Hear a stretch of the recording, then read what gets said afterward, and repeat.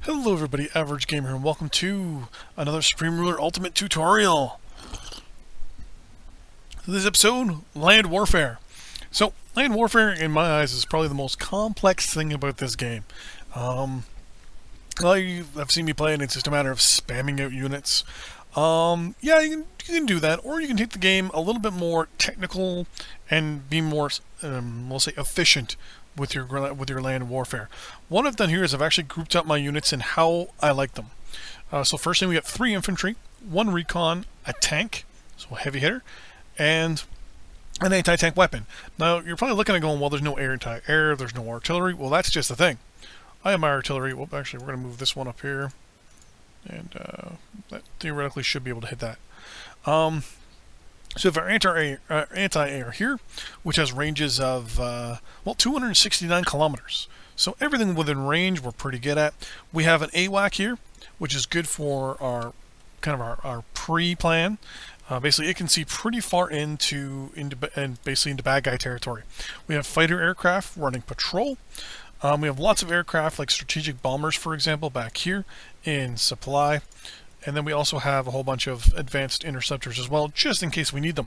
We also have some ground troops here that we're actually going to use, and we're actually going to drop them. We're actually going to drop them in behind enemy lines, roughly around here somewhere, or even actually, well, they only have 1 military base, unless I'm looking, because we're going to go to war, obviously, here with Georgia. Initially I said Alabama, but I think that's Alabama. Yeah, Alabama's here. So we don't really want to go to war with Alabama. Georgia, on the other hand, well, Georgia's on my mind. So what I'm going to do, now this is not going to be like how to invade and take over a country. This is just me showing you how to utilize different forms of the units themselves. Now, obviously, as you know, there's multiple different types of units. So you have your infantry unit, which is, we have them down here. We have the advanced infantry warriors, basically just a upgraded, super advanced version of regular infantry. We also have some armored personnel carriers, some APC, some M113s, for example. These are air-droppable, they're hard targets, they're amphibious, and they have NPC protection.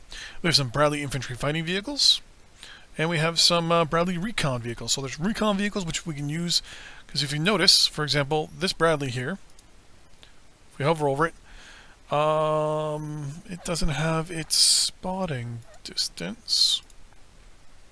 So it has a spotting distance of 41 kilometers an hour, or 41 kilometers. While its recon variant has a 76 spotting. So recon units are actually, in my eyes, very good. Some people say don't use them, there's no point. You know, just mass produce infantry and tanks and just roll over. I think, no, you know what? The whole part of this game is also to have fun, right? To properly, do things. And though we're not following history, we're playing and we're having fun. And one thing I always like to see is the guys I'm fighting against. So a couple of things I do. Number one, when I go to fight a war with someone or plan to fight a war, I want to know as much information about the other guy as possible. So first things first, I'm going to move in. I usually put an AWAC like this guy right here on the border. Oh, he's going for fuel first. And we're going to tell him to air patrol enough away from the border, because this is what I call an expensive asset. And we have a lot of fighters patrolling our borders, but on the right side we have a significant amount of anti-air. We have tons and tons of SA-12s along our border. Lots of infantry with tanks. We have some LMLRSs, which I believe should now have their missiles. Air launch. Nope. Let's do auto build. That's not else we want you to do. Air. This is all land stuff. I want you to do some air stuff too once you're good to go. So the thing with aircraft is there's no surface to air missiles, which in my eyes is kind of sad, and there's also no air to air missiles, which also not that great. So what happens is, what's actually calculated into the surface to air missile is the ability, and this thing's basically its range to engage. So for example, a surface air missile will go 269 kilometers or closer and will do 45 points of damage. There's no miss, there's no nothing. Well, for example, the F-22 Delta Raptor here, for example, it will fire Abrams at 23 kilometers and will do 32 points of damage. It will fire a Sidewinder, for example, Sidewinder X or whatever, at 23 kilometers as well or less to do 36 points of damage. Basically, it will fire a missile internally to itself and do damage automatically. So it's kind of like a ghost damage in my eyes, where it'll generically do damage to a unit. Like the unit will light up in red and it'll turn, showing that it's firing and engaging. While the unit on the other side will actually, you'll see the explosion. So that is that. Next things we're going to get into, obviously, are other plans that I like to use. Like I said, I like to see where all my bad guys are, but I also like to preload up dudes. So for example, I will tell these artillery units, all of them, I want you to bombard that target. All of you, I want you to bombard that target. You, I want you to bombard that target. And you, I want you to bombard that target. So the plan here is to use artillery and just wipe these guys off the face of the earth. Our units here will also engage, but they will not advance. Because I believe I turn... Oh, no. None. You know what? We'll put off... One thing I like to do in this game, I will admit, aircraft I put on full all the time. And I also put... I don't know what it is. It's just I like to put my aircraft and naval forces on pretty much autopilot, just to kind of cut down on the micromanagement. I like to control the ground troops. Now, obviously, these guys here, I'm controlling them particularly, like specifically. So I'm actually going to tell them individual rules of engagement. These guys are not available for the minister's orders. So these guys are locked out of the air orders by the minister of by our minister. So we're just going to tell him so all those goes reserved for now. Our minister is on full. We're also going to tell him, hey, actually these ones here, we also don't want those under your control. And these ones here, so for reserve, and this AWAC, I also do not want this under your control.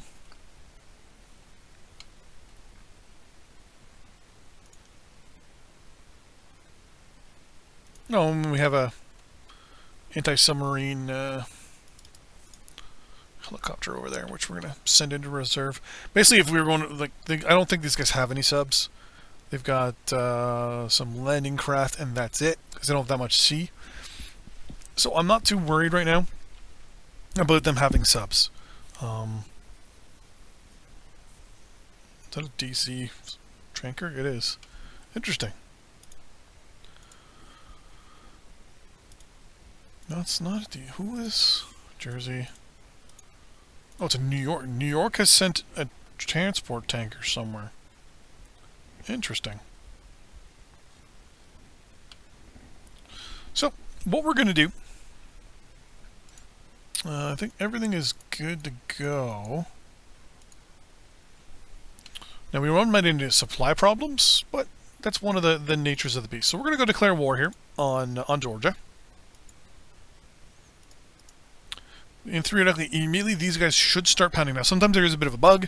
Sometimes they do, sometimes they don't. But these guys should start to engage. Yep, there they go. Guys over there will engage with missiles. So we're going to put this on a nice slow thing. So you can see the aircraft there getting shot immediately by the SA-12s.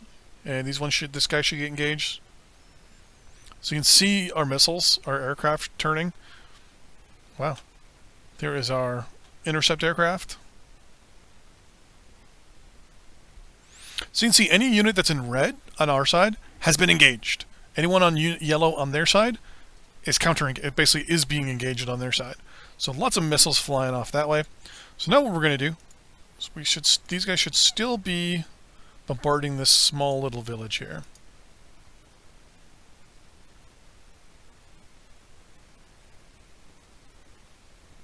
Nope. So all bombard you sometimes if the unit's there, it'll take basically the unit precedence over anything else. For my eyes, this is the only efficient way to actually wipe out a town. So you can see every little while they're all...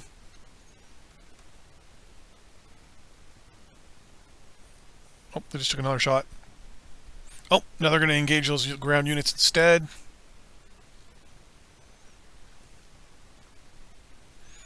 So now what we're going to do, now that we have their attention along the border, we're going to tell these guys, hey,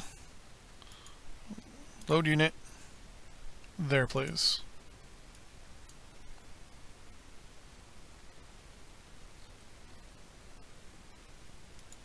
Sorry.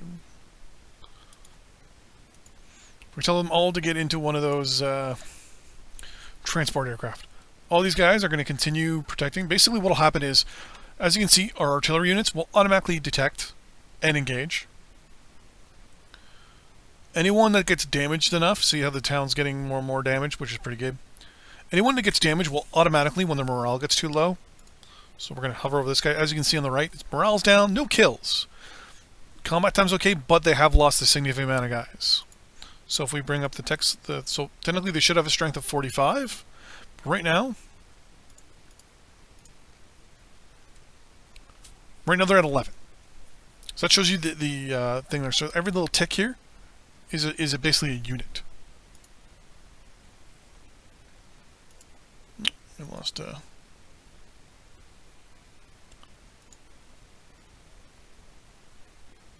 Wow, I'm surprised they just brought a tanker up. We just shot down a tanker. So if you look, this SA-12 here has 1 kill already, while this one here has 1 kill. This one here has 0 kills, and this one has no kills. So as you see, one of the things I like to do is basically no niceties. I will put more aircraft on my side at you. For every 1 infantry, I wouldn't mind 2. So you can see artillery still pounding that town, that village. There they go. So now that they've rearmed, they're going to slowly and surely wipe this village off the face of the earth. It'll get repaired over time, but we are going to wipe it out. Now this is, in my eyes, the most economical thing to do when it comes to wanting to do anything like this. Which reminds me, okay, well, we're going to load you onto you. So, next thing I'm going to show you is air transport and how to do an air assault. So what we're going to do, we're going to start and just kind of throw off these guys a little bit. We're going to fly these aircraft out this way, up and over. They like us, so we're going to go diplomatic offer. I would like...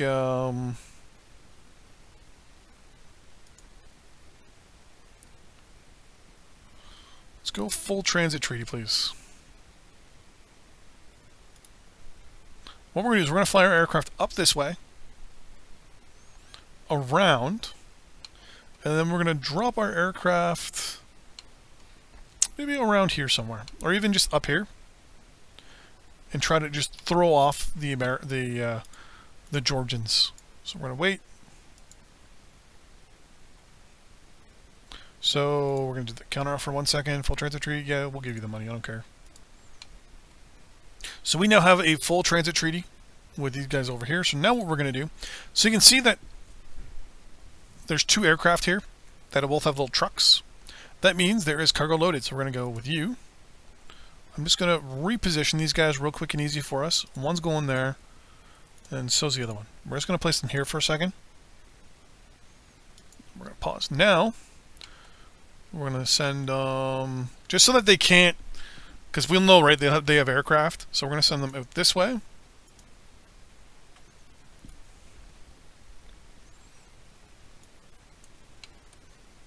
Surprise, right? We want to do surprise. Send you there.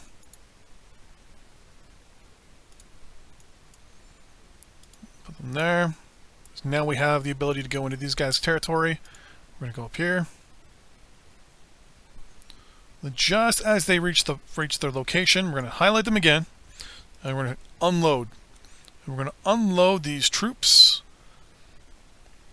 just inside the border. We're going to take this town here. We're going to really throw off the Georgians. And boom, and boom. So now you'll see that these aircraft will automatically default back to whatever location they want to go to. But one thing you always want to do with these guys, mainly because you're always worried, right, about them getting shot down. These are very expensive units. So we're going to right-click back here. They should, yep, they're going to default back away. And then we're going to send them down this way. And we're telling them back to go base. Well, in the meantime, these guys are going to fight like crazy. I think these are Spectres. So these advanced warriors are actually going to go and they're going to try to take this town here. They're going to fail because I didn't really plan this out the greatest. But any damaged units are going to evacuate to... Actually, you know what? Let's withdraw. Because these guys really can't... Actually, if we were to... Let's actually launch some of our own aircraft in support. You want to see something really crazy go happen? Watch this.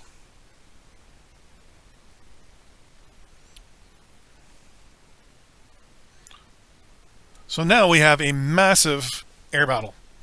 So what's going to happen is units will automatically engage one another if they're within, obviously, range. And our ground units are going to withdraw. Actually, we're now going to advance them back towards this little town again. You can see that these ground units are getting shot at, because that's theoretically their ground, the ground damage that they can do. Because if we click one of these guys, for example, and they can hit something from 89 kilometers away and do 140 damage to them. And if we bring down here, so this village is almost half destroyed. We're still holding everything. So now what you'd want to do, right, is set up things and utilize them as they're supposed to. So you can see here, our MLRS, they're out of ammo, but they're still engaging. So now you'll notice that the one already, the HIMARS MLRS, was not colored in, or was yellow, but the other three were actually gray. That means they were currently active. They were currently doing something. They were actually at war, which is a good way of always noticing when someone's engaged, right? You'll always notice this little red box around someone when they're always fighting, and that they're actually utilizing their ammo. So we're going to highlight this guy real quick, and we'll see. So right now they're at 0-4 combat time. So now we'll notice that they're rearming. Now this is where the other stat comes into play. The reaction time. Then we'll notice that once this goes up, now it's on 104, it'll rearm itself. So it goes to 104. Come on. Oh, we're actually running at that high. Oh, okay, they're just re-engaging automatically. Okay. So instead of themselves waiting to rearm, they're basically getting just enough arms so they can, to do damage. Now, what you could do theoretically is withdraw the unit from quote unquote the front, let them completely rearm and re-equip, and then basically withdraw. So we've captured Athens, Georgia, with these units. Now, since they're kind of stealthy units, we could withdraw our aircraft, and they wouldn't be able to see these guys one bit. Oh, there we go. They're starting to really do some damage now.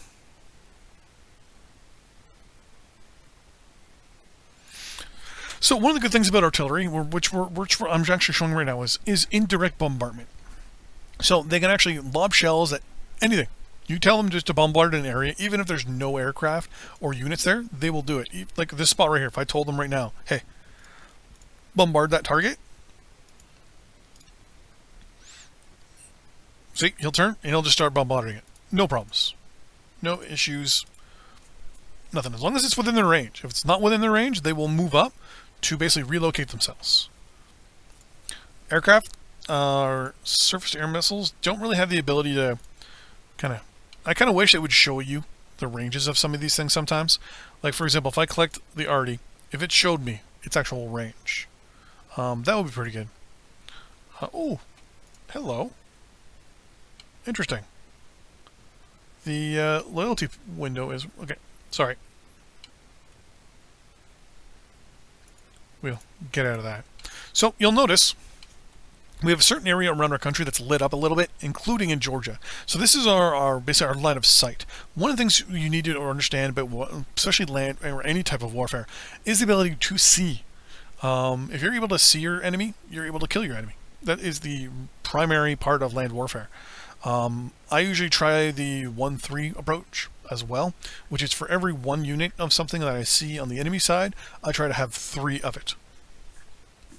Simple things, right? I'm going to gang up on you, and I'm going to gang up on you big. Now, one of the other things you can do as well is we're going to pick these B1 angels here.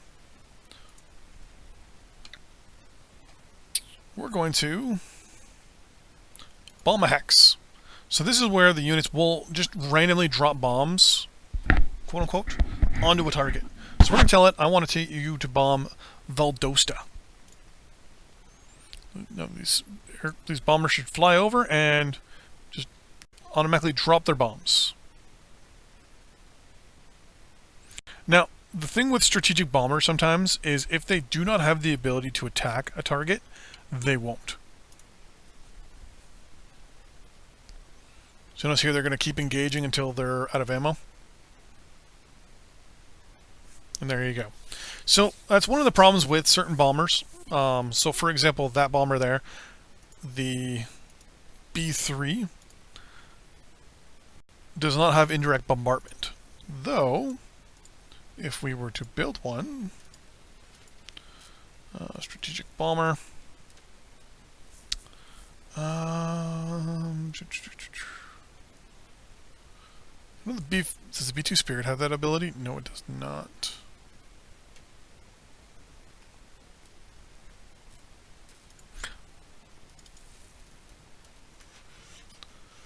Missile defense.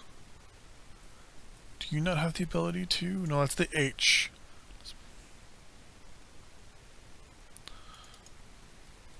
Does the G have the ability to do indirect bombardment? Do not think so. The D. It's defense against indirect bombardment. It has a fortification attack of 200, so I believe this one should be able to do it. Though, if I'm not mistaken, 275. One of the crazy things about these things is... Oh, bomb facility, that's one.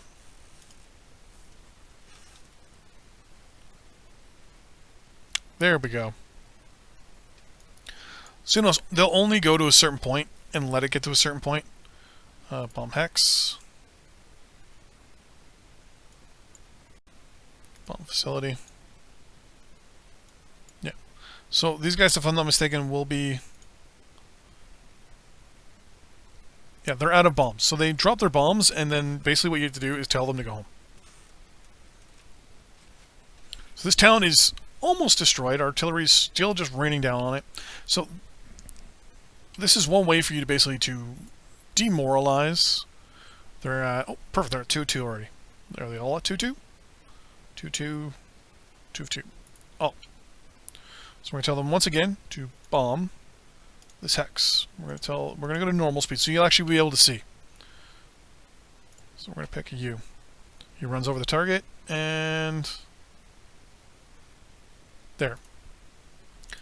All these ones should be the same. Yep.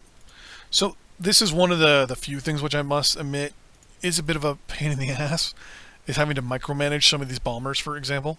We'll send them back home, and we'll wait till they get re-equipped, which won't take too long. 1 of 2, 2-2. There we go. So all bomb hex again. And we right click. Now this will do a significant amount of damage, you watch. And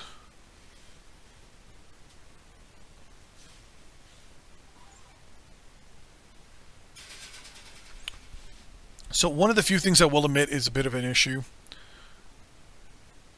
once these guys run out of run out of ammo, they just stick around, don't do anything. So now, supply units and things like that. So recon units. What you can use recon units for, and we'll push up here and we'll show you. They can spot quite well, actually. Now, they'll also capture territories for you. But usually what I'll do is I'll move my recon units up just a little bit ahead, just so I can see. But yeah, pretty much this is land warfare, to be honest with you.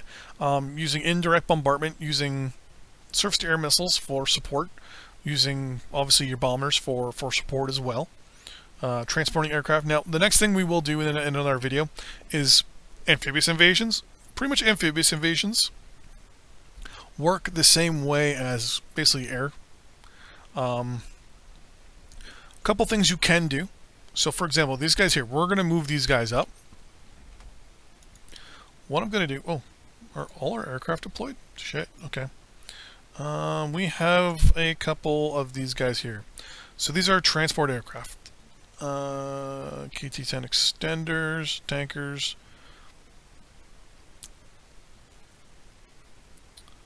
3,569 tons of fuel.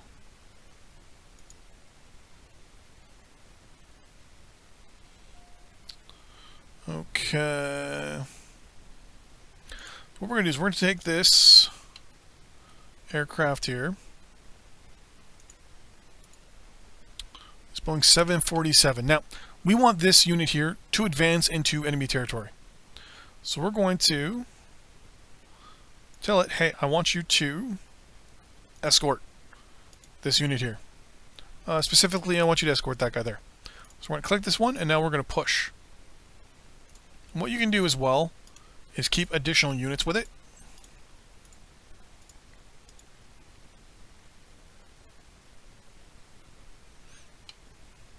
No, looks like they're doing a little bit of a push over here. No big deal. Let's move that over there.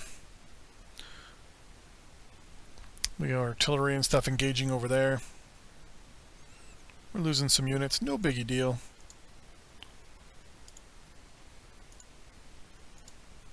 But what will happen is, as long as this unit, this ground unit moves up, they will be in support. So this, was it that Boeing there? It's going to constantly keep those guys in supply, no matter what. Even when they're in low supply, they're going to be constantly getting supported by that unit, which in the end can actually do a lot better. Move this one up. So what I'll usually do, right? So for when it comes to supporting, is use something like this, like a Globemaster or something. Or one of the things you can use is helicopters. So for example, we're going to go to our helicopters here, and we should have, here it is, the Osprey. No. Where is it? No. Because every now and then you can see it getting engaged. So we're going to move the Osprey over here real quick. There it is. Okay. Now I'm going to tell it, hey, what I want you to do is I want you to escort these guys, specifically the tank as well. Now it's going to stay with those guys as well. I prefer choppers over aircraft. Mainly because the aircraft can get shot down a lot easier. So for example, this MLRS here is being a dick. So let's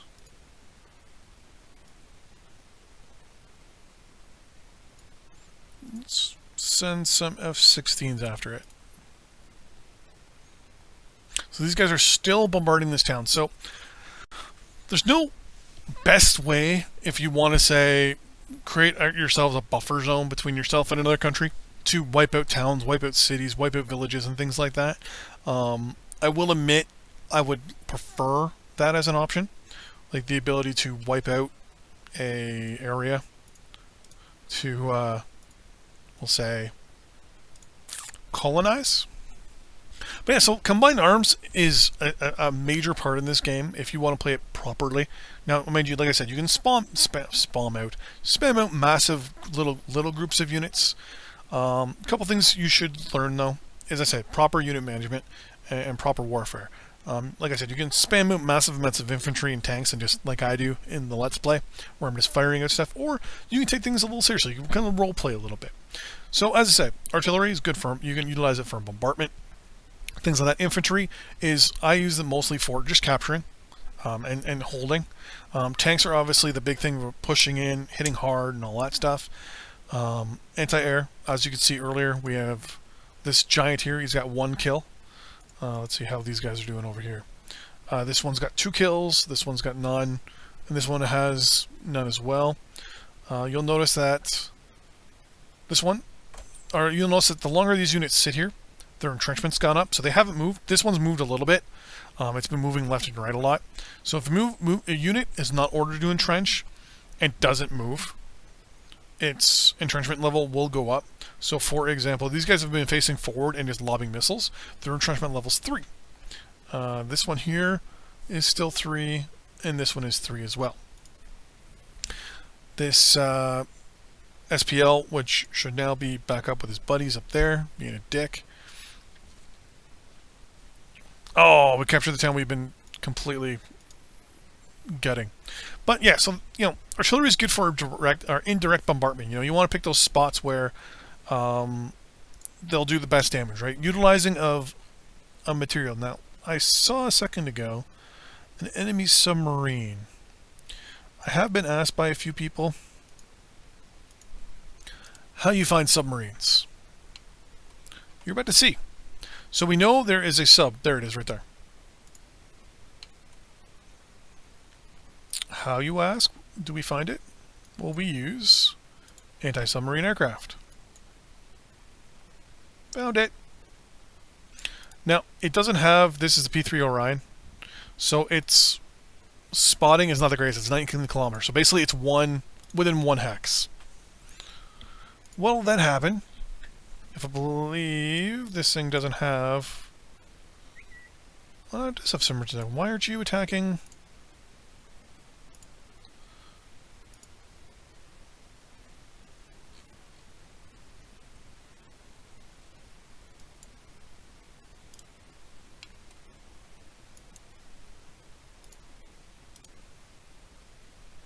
Oh, because you have no weapons right now.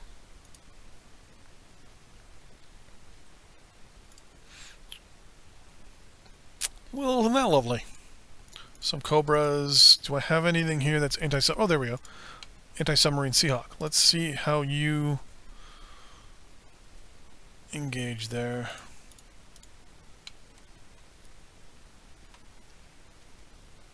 There we go. So here, the Seahawk is engaging. So this is how you spot sub-threats. Let's bring this guy over. And there we go. So we have destroyed a submarine. So my thoughts and worried, or my worries of them having a submarine, done, gone. So this is basically land warfare, as is. It's not complicated. To be honest with you, as I said, you can spam things, or you can use things for the proper purposes. So recon, to use their line of sight, so you can see where you can engage. Tanks are used to bust through stuff. We really didn't get to do that, but basically, if I had something going on here, I would punch through using my armor, but then try to use it to swing around and attack from behind. Infantry, it's mostly utilized for capturing. Obviously, artillery is from bombardment. For example, like this town here that we just totally were just fucking up. That would be another reason for it, obviously, as well. Long-range support and suppression. Then we have anti-tank, which we had that guy withdrawal, unfortunately. This one here, the SPL, self-propelled laser. Let's see here, what else? We had some transports, which we used, or airdroppable. So we dropped up and captured the little town up here of Athens, Florida, from Georgia, which they're not even defending at this point, or even trying to retake. But yeah, multiple different facets. So here's the thing, right? I mean, there's so many things I could talk about, and to be honest with you, I'm all over the place. So, do you have any questions? Any requests about land warfare? If you do, leave a comment in the video below, and I will get into it. Now that I've mentioned that as well, I know there are some questions which I'm going to get into right now. I know we're running at 35 minutes, but who gives a shit? I'm going to bring up things right now.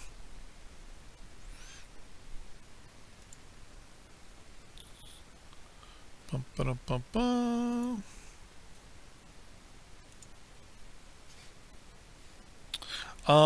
Defense conditioning, you cannot. Couple things obviously I'm going to hit on. Defense conditioning, one, you cannot actually modify defense conditioning. For example, here, you can basically go to right to war. There is a defense conditioning button. It basically just elevates or not. Basically, it depends on how your enemies are around you. So, for example, your condition will be elevated if there's a lot of enemy troops. If you're at war, it automatically goes to elevated. It's something that just goes on its own. Elite forces, for example, or even like our infantry here, they can't technically do infiltration. Like, they can't just go through and pretend to attack. They do have a stealth rating. I believe I have everything unlocked, so I'll show you here. Infantry. Oh, this kind of looks cool. But I think infantry is at the very bottom. And here we go. So regular infantry, pioneer infantry, militia, marines, conscripts, paratroopers, full scrimjager. Troops de Marines, La Marina, or whatever, Airborne. Come on. We paused? Yeah, we're paused. Motorized. So, for example, Elite Guard. It has a profile of 35, so technically it can't infiltrate, but it will be a little harder than regular infantry to be seen. Special Fortresses, you'll notice, still 35. One of the catch-22s with these guys is, fortunately, you can't really do much. You can airdrop them. One thing you can do, Commandos, for example, still 35. Rangers, 35. Special Forces, 35. They can, with demolition, it gives them like a... I think these guys actually have demolition. Don't they? No, they don't. They have laser rifles. Trying to think what you can do with demolition. Pretty much nothing. What you can do though, you can technically infiltrate other countries. Like, for example, Alabama here. Yes, we have an arrangement with them. Like, right now we're at peace with them, and we're happy. Or even Mississippi here. We're at good terms, or even this UN protectorate down here. Hell, even Cuba. You know what? I'll show you here. So with Cuba, for example, actually, what? We'll do that as part of our naval, as part of our naval video. Submarines, elite forces. Yep. So in the next episode, we're going to talk about naval warfare, specifically, obviously, subs, aircraft carriers, naval invasions, naval supply, and all that stuff. So until then, see you guys next time.